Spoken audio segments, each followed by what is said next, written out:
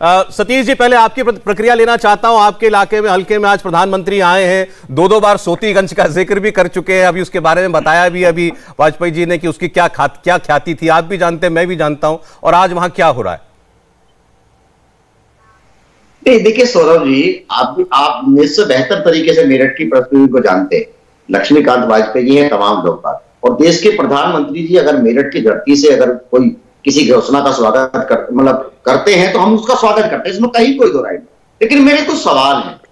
आपने कहा कि हसनापुर जो जीतता है उसी की सरकार बनती है, और इसका परिणाम कहीं ना कहीं दिखाई भी दे रहा है कि हसनापुर के जो स्थानीय विधायक हैं उनके तमाम विरोध थे, उसके बावजूद भी जब सरकार जाते जाते उनको मंत्री बनाया गया, तो कहीं ना कहीं टोने टोटके के रूप में बीजेपी अब ये मान के चल चुकी है कि हसनापुर में अगर उनका विधायक जीतेगा, जबकि वो अनपॉपुलर विधायक है, इसमें कहीं कोई दोहराई नहीं, ये राजनीतिक आक्षेप नहीं है, लेकिन अंतिम समय में उनको कहीं ना कहीं मंत्री बनाने के लिए पीछे कहीं ना कहीं बीजेपी की नीयत ये काम कर रही है कि वहां से अगर विधायक जीतेगा, क्योंकि मंत्री बनाने के बाद में आदमी के जीतने की संभावनाएं बढ़ती हैं। लेकिन एक सवाल मैं जरूर पूछूंगा कि तमाम इस कार्यकाल में आप विकास की बात छोड़ दीजिए, ये सच है कि उत्तर प्रदेश में धार्मिक विकास बहुत बढ़ चढ़ करके हुआ, चाहे अयोध्या का विकास हो, चाहे काशी का विकास हो या मथुरा का विकास हो। एक सवाल, चूंकि यहां लक्ष्मीकांत वाजपेयी जी भी है, हमारे बड़े भाई भी हैं, और मैं इनका भी एक सवाल है, उसी के लिए इंक्लूड कर दूं कि हसनापुर भी उसी हिंदू संस्कृति का एक हिस्सा है। हसनापुर का विकास क्या हुआ, ये लक्ष्मीकांत वाजपेयी जी बताएंगे मुझसे बेहतर तरीके से। मैं उनसे पूछता हूं एक बार। नहीं, पहले बताइए, आपने कहा धार्मिक विकास खूब हुआ, इसके अलावा कोई विकास नहीं हुआ, केवल धार्मिक विकास हुआ है, ये आरोप है ना? अरे भाई सुनिए ना, अब सरकार अगर ये बताती है कि हमने एक्सप्रेस वे इसलिए बनाया कि आपको अयोध्या जाना हो तो आप तुरंत चले जाएंगे, आपको काशी जाना हो आप तुरंत चले जाएंगे, आपको मथुरा जाना हो आपको तुरंत चले जाएंगे, ये तो सरकार बता रही है ना। अभी ये सवाल नहीं है। देखिए, मेरा कहने का मतलब ये है कि बेरोजगारी की समस्या हल हुई है क्या, महंगाई की समस्या हल हुई है क्या, और अगर उत्तर प्रदेश में तमाम इंडस्ट्री आई है तो पश्चिम उत्तर प्रदेश में कितनी इंडस्ट्री आई है, ये सवाल का जवाब देना पड़ेगा। अच्छा चलिए ठीक है, मैं वाजपेयी जी से आपकी बात का जवाब दूंगा। एक कमेंट में जरा असीम मकार जी का भी ले लो, जो है हमारे साथ, और आप दोनों की बातों का उत्तर वो देंगे।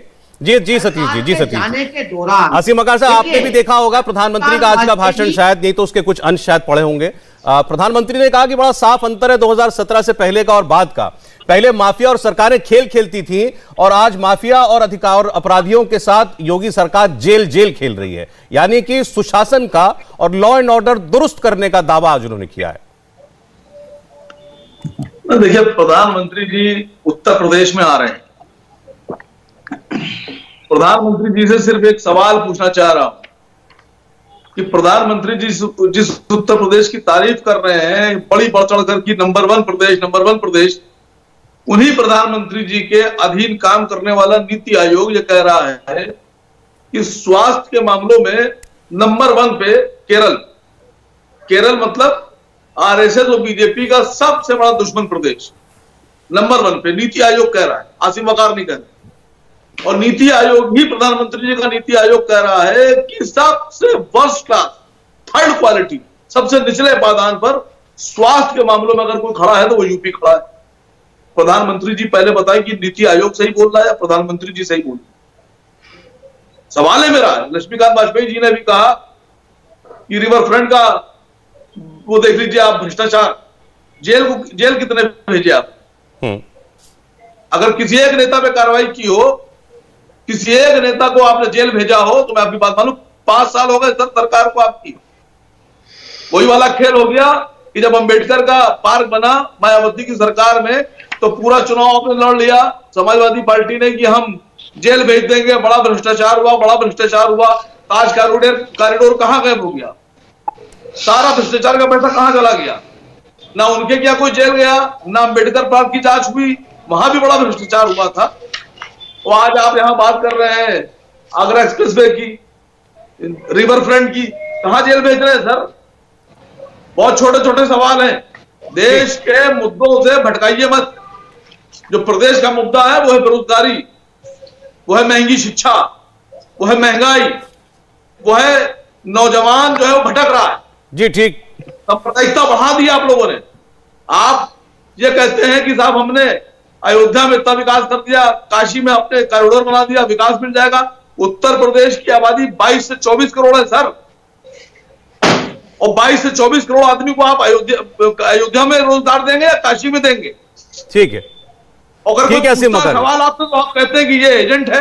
जब आप पूछते हैं नहीं नहीं ऐसी बात नहीं। अभी वाजपेयी जी मुझे लगता है बड़े बड़े प्रसन्न होकर आपकी बातों का जवाब देंगे। दोनों लोगों ने आपसे सवाल किए, सतीश प्रकाश जी ने भी, उन्होंने कहा धर्म का विकास किया, लेकिन जो और विकास होना चाहिए वो कहां है?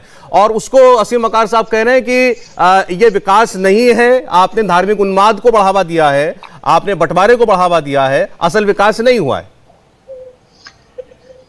विकास का चश्मा अलग अलग अगर राजनीतिक हिसाब से होगा तो निश्चित तौर पर प्रकाश जी को भी और आसिम बकार साहब को भी विकास नहीं दिखेगा।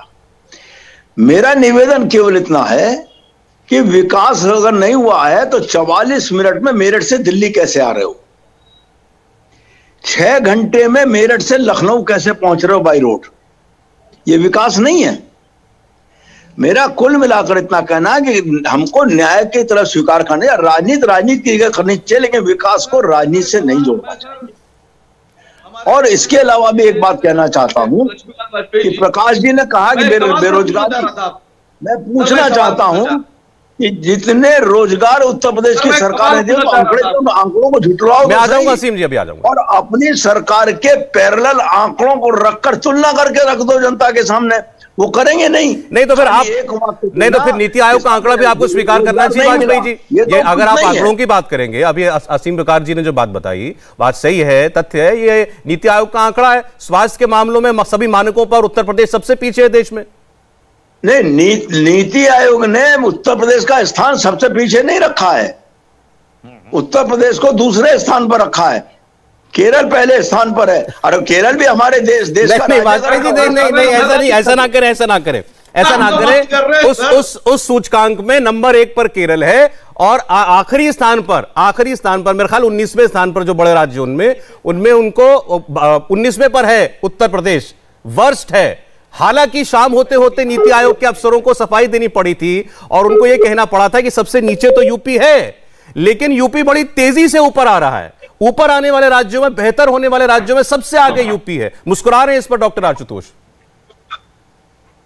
देखिए गौरव जी, देखिए एक बात जैसे लक्ष्मीकांत जी ने कहा, बहुत सीनियर लीडर हैं और हम सब लोग सीखते हैं इनसे, कि वो कह रहे हैं विकास एक सतत प्रक्रिया है और 10 ऐसे काम बता दे जो समाजवादी पार्टी ने शुरू किया हो और उसके अंदर खत्म कर दें। मैं कहता हूं 10 छोड़ दीजिए, आप 5 काम गिना दिए 2017 में शुरू किए और 22 में खत्म किए होंगे। मैं इस बात को मानता हूं कि विकास सतत प्रक्रिया है। एक मिनट लक्ष्मण जी, एक मिनट, मैं अपनी बात पूरी कर लूं फिर आप बताइए। मैं इस बात को मानता हूं, लेकिन ये श्रेय लेने की जो होड़ है ये समाजवादी ने नहीं शुरू करी है। ये तब शुरू हुई है कि जब आप किसी चीज का इनॉग्रेशन हो चुका है, वो चल चुकी है, तो उसके बाद भी आपने लखनऊ मेट्रो का आपने इनॉग्रेशन करवाया, आपने कहा मेट्रो चली ही नहीं, जबकि मेट्रो में हुआ, सब कुछ हुआ। अभी आपने जो क्या कहते हैं कानपुर मेट्रो का इनॉग्रेशन करवाया, और कानपुर मेट्रो में जब हम लोग, वेंकैया नायडू जी उस समय मंत्री थे, तो वो खुद आए और पूरे न्यूज, डीडी न्यूज सारे चैनलों में चलाई। तो आप नाम तक नहीं लेना मुनासिब चलते हैं राजनीति के तरीके से, इसलिए दुख लगता है। और कोई आपसे लड़ाई थोड़ी है, विकास के लिए आप भी लड़े हुए, 24 करोड़ के लिए हम भी लड़ रहे हैं, लेकिन ये विकास आपको 58-59 महीने बाद एकदम से कैसे दिखने लगता है कि चलिए रैली करने लगते हैं, चलिए रैली कर लेते हैं, चलिए पैसे बांटने लगते हैं, धान बांटने लगते हैं, चीनी बांटने लगो, एकदम से क्या हो जाता है? आपको एक बार भी याद नहीं आया कि अखिलेश यादव बार बार 18 लाख लैपटॉप की बात करते रहे। अभी 25 दिसंबर 2021 में आपने टैबलेट बांटा, तो क्या आप डिजिटल सक्षम उत्तर प्रदेश को नहीं मानते थे? क्या अखिलेश जी ने जो 2016 में लैपटॉप मांगा था, आपने 5 साल पानी पी पी के गाली दी और आखिर में आपने लैपटॉप, आपने टैबलेट और फोन दिया? इंडिया टीवी हर वक्त हर जगह डाउनलोड करने के लिए सर्च करें India TV news Google play store या ऐप स्टोर पर।